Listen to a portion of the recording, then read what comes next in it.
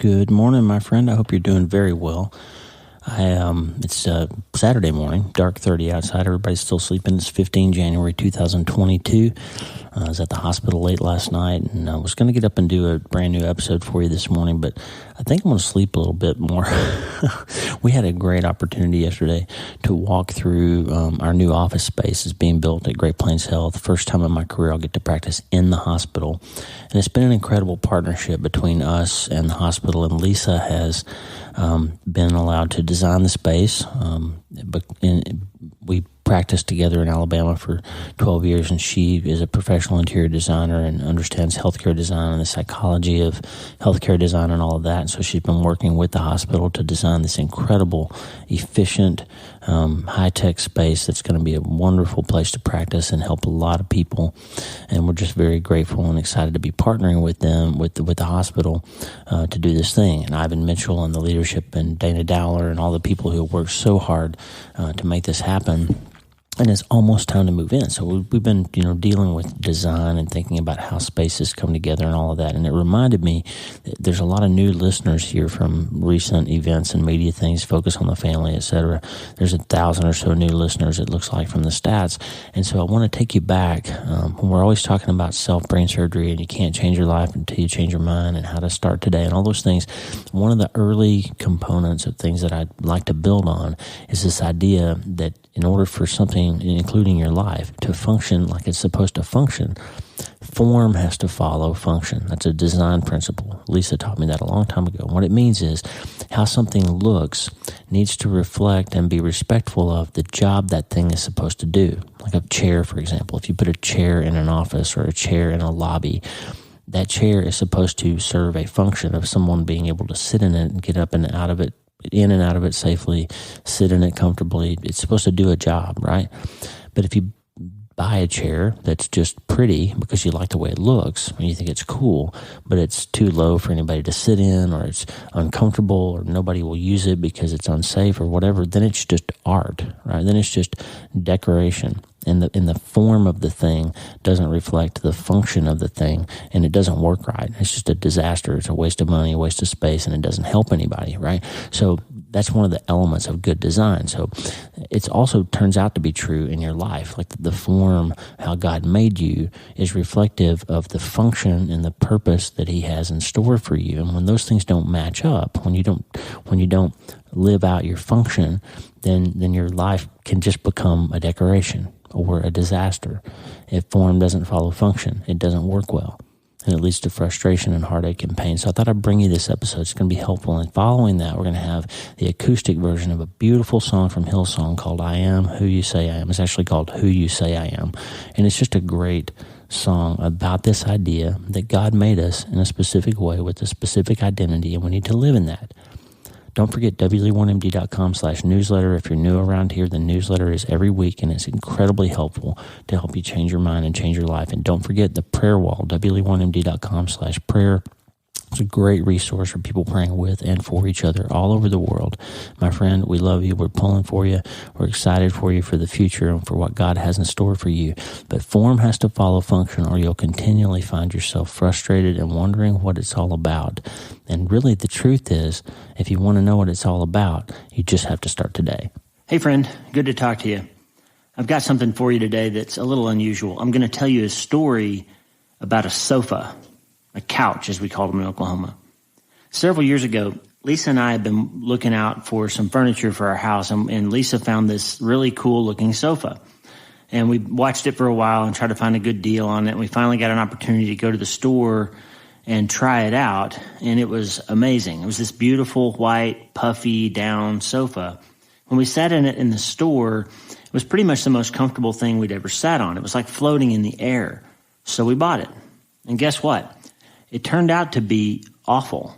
It was just a real pain in the neck to keep it looking good. Every time you sat in it, the feathers would come out and it would ruffle up in about 5 minutes, and it looked like a bed that hadn't been made. And it took 10 or 15 minutes to fluff and crunch and spiff up the cushions to make it look good again and make it tight and comfortable again. And about once a week, Lisa had to take the cushion covers off and iron them. And it just looked generally awful, and it was really uncomfortable. And it was so much work to get it right that I started sitting on the floor after Lisa had worked hard to get it looking good because I didn't want to be the one to mess it up and make her have to do all that work again. And ultimately, it was just too much work. And Lisa and I both realized the problem with the sofa was that it violated a rule that she'd learned in interior design school. And the rule is that form has to follow function. Form follows function. In other words, the way something is fashioned, how it's made, how it looks on the outside, is not as important as what that thing needs to be able to do. The shape needs to follow the function. So what if I told you that I think that's true of your life too?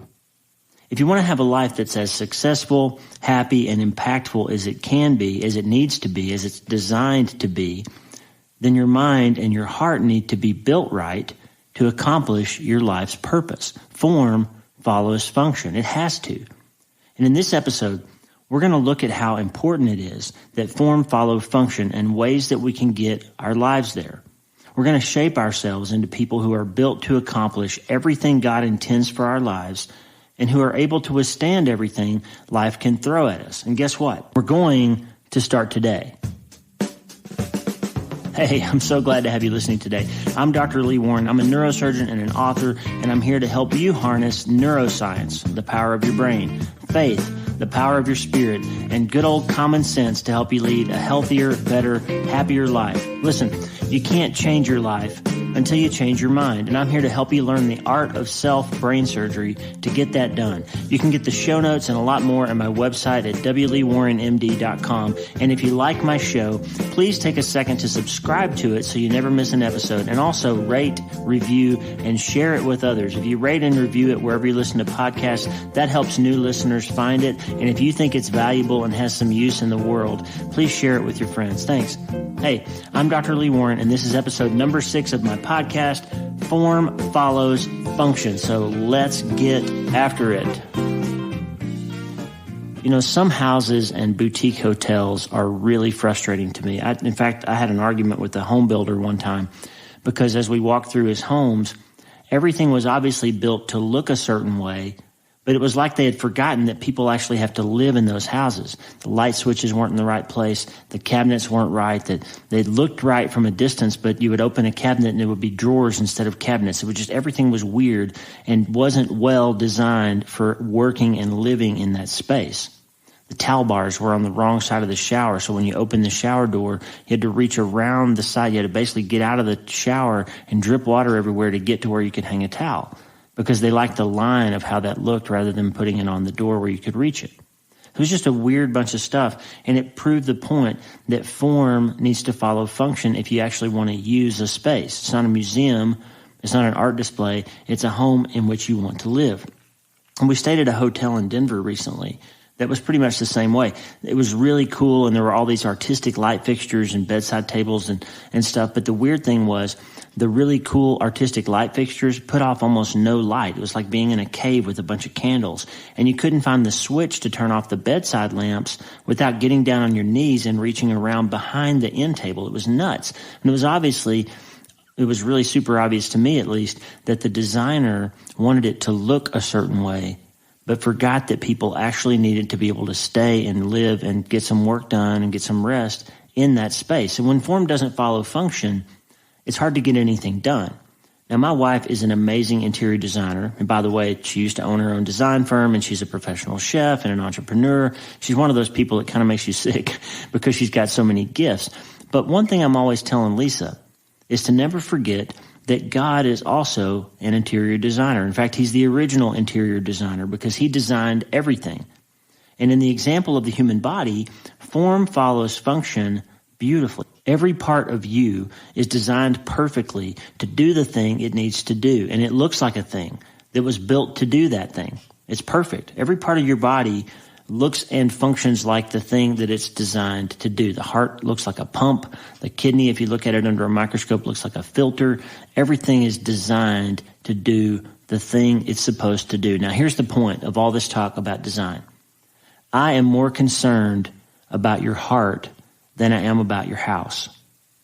Look, you were designed for a purpose with a plan for your life. In fact, according to Jeremiah 29:11, God's plan for your life is to prosper you and not to harm you, to help you and not to hurt you, to expand you and not to limit you. The problem is, though, life doesn't always go according to our plan, and that can lead to all kinds of trouble for us. I'm always talking about the things we think we know. When things that you were certain of turn out not to be true, it can lead to a lot of trouble. And that's especially true when form doesn't follow function.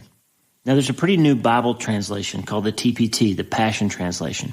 And I've spent just a little bit of time in it, not enough to know for sure how I feel about the whole translation, but there's a few verses that have jumped out to me so far. And by the way, let me take just as an aside this week's thing that will help. This week's thing that will help is we're almost to a new year. And if you're frustrated with how your past year has gone, if you feel like you can't clear your head and get your head on straight and make as much progress or be as efficient or be as connected to your heart as you want to be, one thing I would greatly suggest to you is that you develop a morning discipline of spending some quiet time, reading, praying, meditating, if you want to call it that, studying the Bible, or just being quiet and listening to the world, to God, to your heart, however you want to describe it. To me, it's obviously all related to God and spirit. But you need to take some time, regardless of your belief system, and dedicate that time each day next year to finding some quiet and some space so you can recharge and listen. Listen to your heart, listen to your God, and spend a little time purposefully deciding in the next month how you're going to design that time for next year. If I can give you one thing that will help you the most in your life, it's that. Discipline yourself to take some quiet time for yourself, because if you're concerned about the form of your life, following the function that your life needs to have, you can't really know that if you're not spending some time searching out your purpose every day. You can't really get there if you're letting life push you around, if you're letting the form of your life be shaped by external events and circumstances rather than your own purpose and your own planning. You need some quiet time, friend. That's the thing that will help you the most next year, and that is this week's thing that will help. Now, I told you a minute ago about the Passion Translation, and there's a verse that really stands out to me that I love how they translated it, and it helps show my point about how you need to prepare your heart for your life. Here's the verse. Proverbs 17:27. Can you bridle your tongue when your heart is under pressure? That's how you show you're wise. An understanding heart keeps you cool, calm, and collected no matter what you're facing. Here's the thing, my friend. Life is not easy, and it's not predictable. We can have a heart, a spirit, a life that's designed to look pretty on the outside, but it can have no resilience or ability to withstand the trials that are going to come, because guess what? They are going to come. No matter how your life is put together, you're going to encounter some hard stuff. It might be relatively simple. It might be just a financial struggle that's a short time. It might be a relationship problem that you get through. Or it might be that somebody you love dies or divorces you or cheats on you or you go bankrupt or you lose your job. It might be something really hard like that. It might be, if you're in a certain country, that your government collapses and you went from being relatively prosperous to being a refugee. Something hard is going to happen in your life. And so you need to design yourself for what you're going to face, because form should follow function. That's the big point of today. Form should follow function. I've got a new book coming out. I've seen the end of you, a neurosurgeon's look at faith, doubt, and the things we think we know. It's going to be published in January 7th of 2020 from Waterbrook Penguin Random House. And in that book, I tell two different stories of two different characters. They're based on real patients that I took care of, but enough details are changed that nobody would recognize them and their privacy is well protected. But those two people illustrate a good point about form following function. And so let me just tell you a couple of stories. The first patient's name was Samuel. Now, Samuel was a big old, good-hearted, kind of goofy, well-humored guy who was a big University of Alabama football fan. And he had a beautiful wife and two beautiful kids. And one day on his way to work, it happened to be his birthday, Samuel had a seizure and wrecked his car. And that seizure, ultimately, we found out, was caused by a brain tumor that Samuel had not known about prior. And so when I met him, it was in the emergency department after this car wreck, and I was the one that had to tell him that he had a probably malignant brain cancer. And later that day, we did a biopsy and proved that it was cancer. And throughout the whole course of his illness, Samuel stayed strong. He had a lot of faith. He never lost hope. And he led his family. He encouraged his wife. He looked out for her heart. He prepared his children for growing up without their dad. And he showed me over and over and over that his heart had been formed right to withstand the shifting sands and difficult storms and trials of life. Because even when he faced the worst thing, his own demise at an early and young age, he held up to it and stayed strong through it.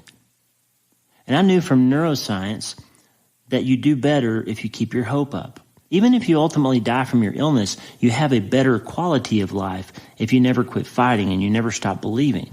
That's true from neuroscience, and it's true in the rest of our lives too.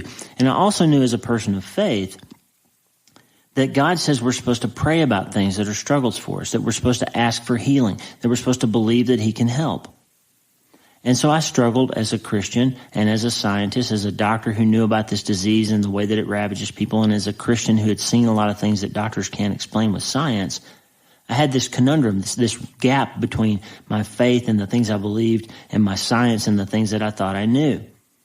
And so Samuel's story showed me that his heart was ready for the trial, and he never quit and he never gave up. And even though he ultimately didn't do well from his disease, I'll let you read the book to learn the whole story. Basically, I learned from him that when your heart is built so that form follows function, you have a lot better life no matter what ultimately happens. The second patient was a young man named Joey. Now, Joey's life had been very difficult. He was a drug addict. He'd been in jail. He got in an altercation with a law enforcement officer and got a head injury that ultimately led to a brain surgery that I did, where underneath the brain bleeding, I found a brain tumor that he didn't know about. And that turned out to be a low-grade brain cancer. And Joey was a miserable, unhappy, unruly, dishonest criminal.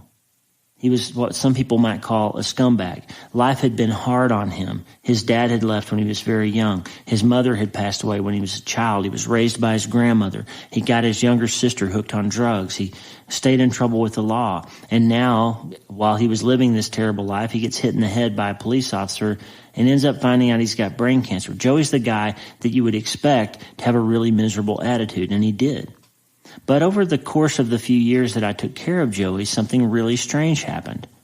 While he was getting sicker, somehow the Lord or his family or a pastor or his grandma, somebody somehow broke through to him and convinced him that it was better if he found hope.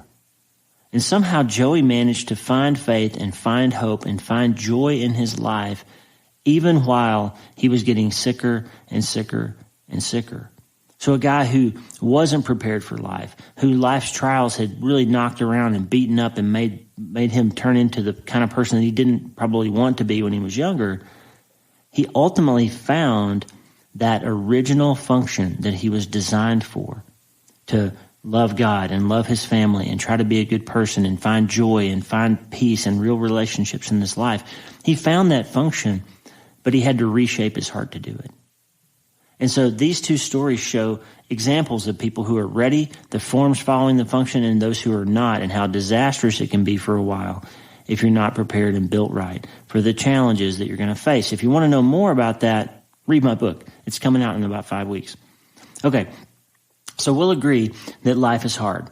And then if we want to thrive in the face of the tough stuff that we will inevitably face, we need to have hearts that are designed to hold up to whatever it is that we're going to face. Think about that verse again, Proverbs 17:27 in the Passion Translation. Can you bridle your tongue when your heart is under pressure?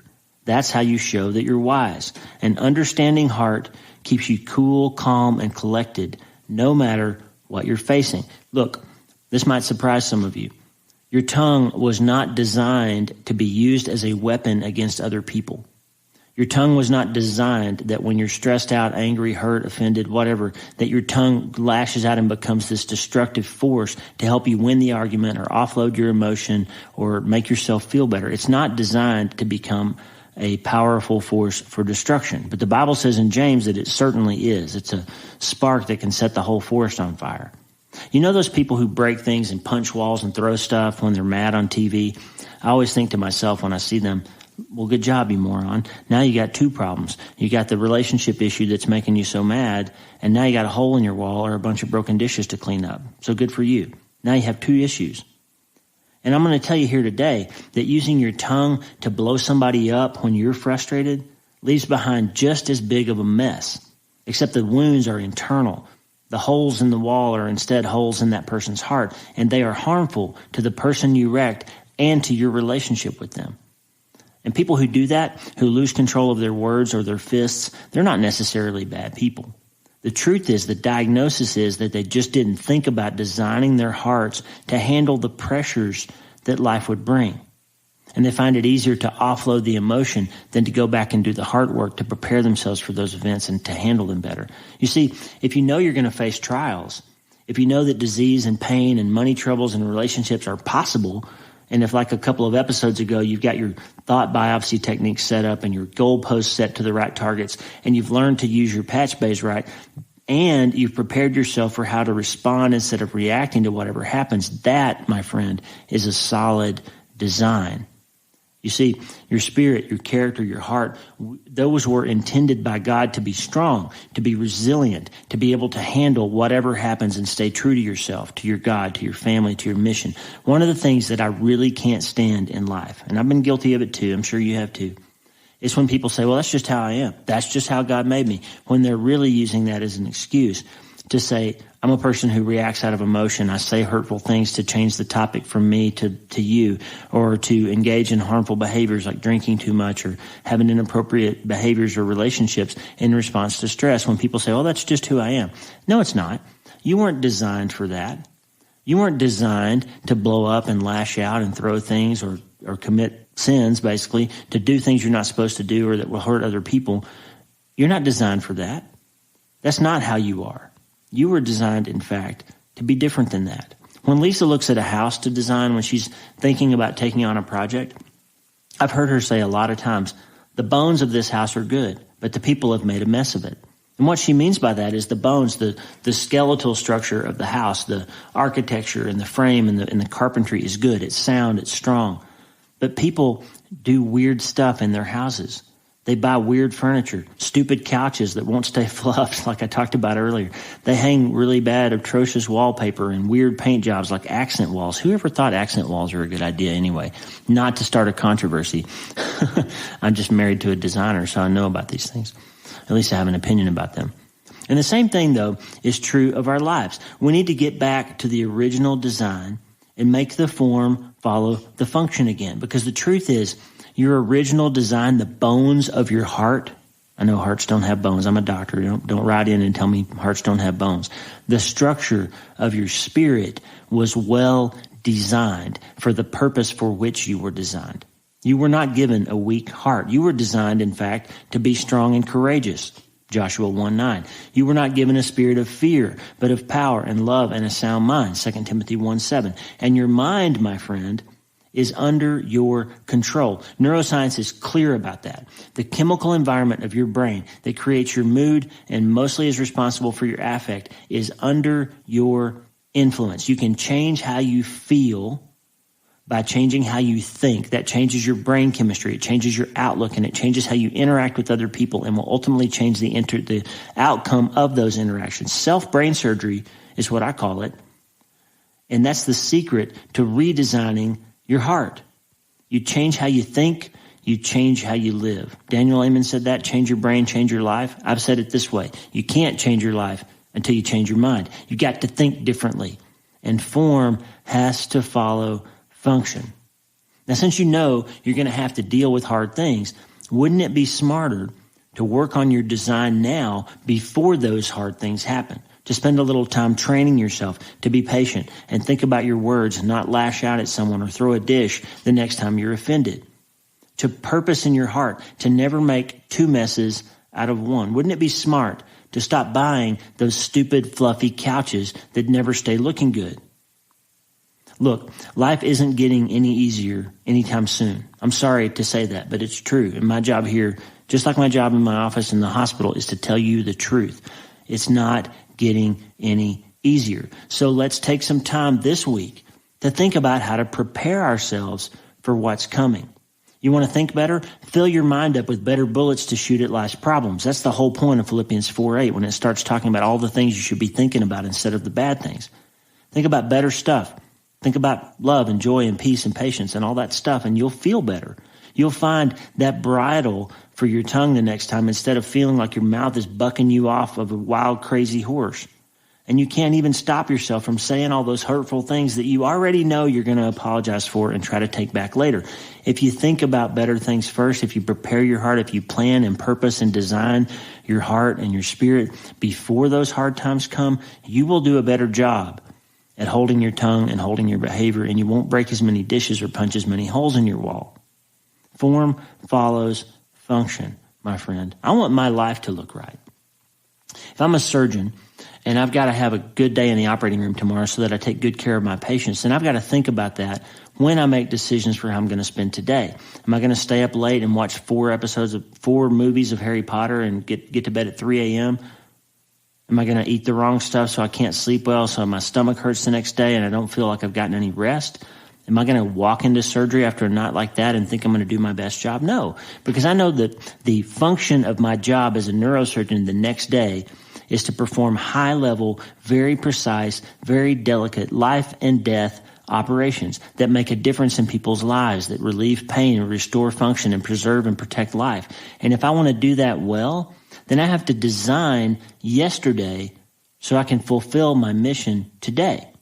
That's the job that I'm here to do. I have to redesign my life and make choices based on what my function is, because form has to follow function or you will make a mess of your life. NFL players that want to perform at the highest level of professional football, they don't go out drinking and acting crazy the night before the Super Bowl. If they do, they don't play well and they get cut from the team. If they want to perform at the highest level, if they want to accomplish their mission, they have to honor that mission by preparing for it the day before, the weeks before, the months before, the years before. They prepare for that because they know what their function is and they form themselves to accomplish that function. So let's redesign ourselves. Let's start getting the form of our hearts right for the job at hand. Let's start buying couches. Let's start building our lives into couches that are more comfortable and more sturdy and do the job they're supposed to do. Form has to follow function, and it has to start following function today. Hey, thanks for listening. I'm Dr. Lee Warren, and my podcast is brought to you by I've Seen the End of You, a neurosurgeon's look at faith, doubt, and the things we think we know, which is coming January 7th, 2020 from Waterbrook Penguin Random House. I actually narrated the audiobook myself, and it's all available for pre-order now everywhere books are sold. Don't forget to support your local booksellers, please. You can subscribe to this show so you automatically get every episode, and please, please, please rate, share, and review my show wherever you listen to podcasts. That will help new people find it, and if you think it's valuable, please help me get that done. Hey, you can go to my website, www.wleewarrenmd.com, for more information about my letter, this show, my books, and more. My weekly newsletter goes out to 40 countries in all 50 states and is very helpful. It's my best prescriptions for how you can change your mind and change your life. So check it out, wleewarrenmd.com, for more information. The theme music for this show is Blue Highway by Poddington Bear, which I licensed via freemusicarchive.org. And remember, you can't change your life until you change your mind. So start today. I'm Dr. Lee Warren. I will talk to you next week. God bless you and have a great day. Who am I that the highest king would welcome me? I was lost, but he brought me in. Oh, his love for me. Oh, his love for me. Who the Son sets free, oh, is free indeed. I'm a child of God, yes I am. Free at last, he has ransomed me. His grace runs deep. While I was a slave to sin, Jesus died for me. Yes, he died for me. Who the is free indeed. I'm a child of God. Yes, I am. In my Father's house, there's a place for me. I'm a child of God. Yes, I am. I am chosen, not forsaken. I am who you say I am. You are for me, not against me.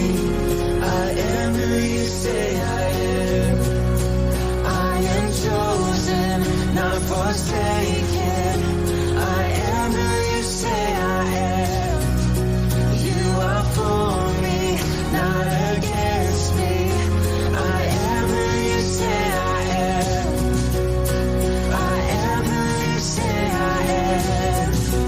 Who the Son sets free, oh, is free indeed.